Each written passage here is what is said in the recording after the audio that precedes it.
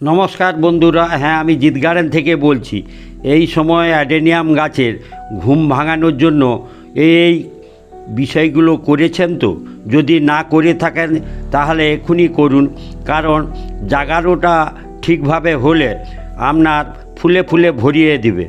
সেই অ্যাডেনিয়াম গাছের মাটি প্রস্তুতি বা কী, এবং অ্যাডেনিয়াম গাছের পুরনো টব থেকে বের করানোর পর তার পরিচর্যা বা কী করলাম, যদি এইগুলো ঠিকঠাক করেন তাহলে আপনার ছাদ ভরিয়ে দিবে বিভিন্ন রঙের ফুলে। যে অ্যাডেনিয়াম গাছ ডিসেম্বর জানুয়ারি মাসে শীত ঘুমিয়েছিল, তারপরে জাগানোর বিষয়টা বলছি। যে চারাগুলো মাটি পুরনো টব থেকে বের করা, এইভাবে বের করে নেবেন। আমার অজস্র অ্যাডেনিয়াম গাছ রয়েছে, সমস্ত টব থেকে বের করার সময় সাবধানতা অবলম্বন করা, কটেক্সে যাতে না আঘাত লাগে। আর যদি কোথাও কোনো পচন রোগ থাকে তাহলে দেখছেন যে আমি লাগিয়েছি, সার্ফকে পেস্ট করে এইভাবে লাগিয়ে দেওয়া, যেটা নীল রং দেখাচ্ছে ওগুলো সার্ফে লাগানো। আর একটা গামলাতে খুব হালকা পরিমাণ সার্ফ গোলা জল করে তাতে 2 ঘন্টা ভিজিয়ে রেখে জাগানো, যে এইটা তারপরে এটা হালকা রৌদ্রুতে রেখে শুকনো করে নেওয়া। এই পর্যন্ত আপনাদের টব থেকে বের করানো, তার অবাঞ্ছিত মূল কেটে প্রস্তুতি নেওয়া, তারপর মাটি প্রস্তুতি বিষয়ে বলছি। অ্যাডেনিয়াম গাছের উল্লেখযোগ্য মাটি যেটা হলো কাঁকুড়ে মাটি, সেটা প্রস্তুত করতে হবে। কিভাবে করব না, গার্ডেন সয়েল নিলেন। এখন দেখছেন যেটা আমি সিং চাঁচি দিচ্ছি, যে অনেকে বোন ডাস্ট ব্যবহার করে, যে কোনো একটা আপনার নেবেন, যেটা ফসফরাস এবং ক্যালসিয়ামের সমৃদ্ধ একটা জৈব সার। আমি হর্ন চাঁচি বা সিং চাঁচি নিয়েছি, এটা প্রথমে দিলাম। তারপর দিচ্ছি, দেখছেন কাঁকুড়ে মাটি তৈরি করার এই একটা উল্লেখযোগ্য উপাদান, যেটা বালির গ্র্যাভেলস। বাড়ির কাজের যে গ্র্যাভেলসগুলো, যেগুলো ছোটো দানার গ্র্যাভেলস, সেগুলো দেওয়া অবশ্যই দিতে হবে, কারণ এটা মাটিকে মানে ভালো করবে, তার পোরোসিটি ভালো থাকবে, ড্রেনেজ সিস্টেম ভালো থাকবে। তারপর দিচ্ছি বাড়ির কাজের বালি, যেটা ফ্রেশ বালি, সেই বালিটা দেওয়া। কাঁকুড়ে মাটি তৈরি করতে গেলে আরেকটা উল্লেখযোগ্য উপাদান আমি ব্যবহার করি, মোরাম। সেটা যদি সম্ভব হয় আরও ভালো হয়। তা এরপর চুনের বিষয়টা রয়েছে, কারণ যে তার পিএইচ ঠিক করার জন্য চুনটা দিবেন অবশ্যই। এই 3টে জিনিস দিয়ে, দুটো জিনিস, একটা সিং চাঁচি এবং চুন, এটা অবশ্যই দিতে হবে। দিয়ে মাটি প্রস্তুত করুন। এখন দেখছেন টবের যে তার হোল বা গর্তটা রয়েছে, সেখানে একটা এইভাবে কলমকুচি দেওয়া, তারপর বালি দিয়ে একটা ড্রেনেজ সিস্টেম করে নেওয়া, কারণ জল কখনোই যেন না অ্যাডেনিয়াম গাছের মূলে জমে, তাহলে কিন্তু গাছের পচন রোগ আসবে। সেই কারণে কাঁকুড়ে মাটি তৈরি করার জন্য এই উপায়গুলো নেবেন। আর এরপর সেই যে চারা, যেটা সার্ফ জলে 2 ঘন্টা ভিজিয়ে রেখেছিলাম, সেই চারা নিয়ে এখানে বসানোর সময় আবার লক্ষ্য নজর করে নেওয়া যে কোথাও মূলে আঘাত বা পচন আছে কিনা। যদি থাকে আবার প্রয়োজন মতো ওই সার্ফকে পেস্ট করে লাগানো। আমার এই চারাতে ছিল না, তাই আর লাগালাম না। যদি আপনার নজরে এড়িয়ে রয়ে যায় তাহলে আরেকবার আপনি দেখে নিন ভালো করে।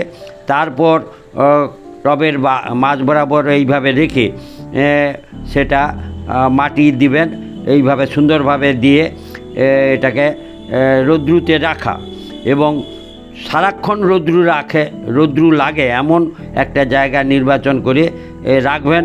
কারণ জানেন নিশ্চয়ই যে সকল বন্ধুরা অ্যাডেনিয়াম গাছ রেখেছে, নিশ্চয়ই এর নাম হচ্ছে ডেজার্ট রোজ, মরুভূমির গোলাপ। আর মরুভূমির ওয়েদার নিশ্চয়ই জানেন যে প্রচণ্ড গরম, তাহলে সেই প্রচণ্ড গরম এবং কাঁকুড়ে মাটি, এই দুটো আমি তৈরি করে দিলাম। জায়গাটা সুন্দর হবে আশা করি। আরও একটা আমি দেখাচ্ছি, যে এইভাবে আপনারা পরিচর্যাটা এই সময় করে নিন। এই সময় বলতে আমি বলছি ফেব্রুয়ারির মধ্যে রিপোর্টিংয়ের ব্যবস্থাটা করে নিন। যদি রিপোর্টিং ফেব্রুয়ারির মধ্যে করেন তাহলে মার্চে পরিচর্যা করলে এপ্রিল মাসে আপনার ছাদে ফুল আসার বিষয়টা শুরু হবে, কারণ গরম এই একটু একটু করে পড়া শুরু হচ্ছে। শীত অবশ্যই কমছে, তার মানে গরম আসছে। যে এই সময় আপনার এই পরিচর্যাটা অবশ্যই করতে হবে, আর রৌদ্রযুক্ত জায়গায় রাখতে হবে, এটাই আমি বলছি। আর বন্ধুরা, আমার অ্যাডেনিয়াম গাছ, এই গাছগুলো আকার ছোট, 2 বছর মানে 1.5 বছরের গাছ। সেক্ষেত্রে শাখার হারপুনিং করার বিষয়টা আমি করলাম না, কারণ খুবই গাছের আকারটা সেভাবে বড় হয়নি। যে যদি আপনার গাছের আকার বড় হয় তাহলে শাখারও এই সময় হারপুনিং করে দেওয়া করার পর মানে করতে হবে, এইটাই আমি বলছি। আর আমার গাছগুলো বয়স কম, তাই আমি আগে শাখাটা বাড়িয়ে নেব বেশি, এই ভেবে হারপুনিং করছি না। এই সময় বাড়ার বিষয়টা বেশি নজর দিচ্ছি। আর যদি আপনার বড় গাছ হয় তাহলে নিশ্চয়ই শাখারও প্রুনিং করে নেবেন এবং সেখানে অবশ্যই সার লাগাবেন, এটা একটা উল্লেখযোগ্য বিষয়। দেখছেন অসংখ্য চারা এইভাবে আমি রিপোর্টিং করে নিলাম। অবশ্যই ফেব্রুয়ারির মধ্যে করে নিন। তারপর আরেকটা দেখাচ্ছি, দেখুন নিম জুস। এটা আমি নিম পাতাকে সিদ্ধ করে ঠান্ডা করে বোতলবন্দি করে রেখেছিলাম কৌটাতে। সেই যে নিম জুস, এটা প্রথমে গাছকে দিচ্ছি যে মাটির শোধন করার জন্য। যে পুরনো মাটি 50% নিয়েছি আর নূতন মাটি 50% দিয়ে আমি যে মাটি প্রস্তুত করেছি, সেই কারণে পুরনো মাটি যেহেতু নিয়েছি, তাই মাটি শোধনের জন্য এই উল্লেখযোগ্য একটা পরিচর্যা এটা করবেন যদি পুরনো মাটি নিয়ে থাকেন। আর না হলে নূতন সম্পূর্ণ মাটি হলে, যদি তাতে কোনো গাছ ইতিপূর্বে বা ছিল না, তাহলে সেই মাটিতে আর এই নিম জুস দেওয়ার দরকার নেই। তবে আপনারা যদি নিম জুস তৈরি করতে না পারেন, নিম অয়েলকে দিবেন। পরিমাণটা খুব কম করে পাতলা জল করে দিবেন। প্রথম এই জলটা মাটিকে শোধন করবে যদি পুরনো মাটি ব্যবহার করে থাকেন। এইভাবে জাগানোর বিষয়টা আপনারা করুন, আর এই সময়টাই করে নিন। আর 15 দিনের মধ্যে অবশ্যই আপনার এই রিপোর্টিংয়ের বিষয়টা করবেন, আর দেরি করবেন না। আর বন্ধুরা, 2 মাস জলের ঘাটতি করার পর একেবারে চুবিয়ে জল দিবেন না, আস্তে আস্তে জলের পরিমাণটা বাড়াবেন। প্রথমে 7 দিন ছাড়া দেওয়া বিষয়টা বলছি, এবং পরিমাণেও কম দিবেন।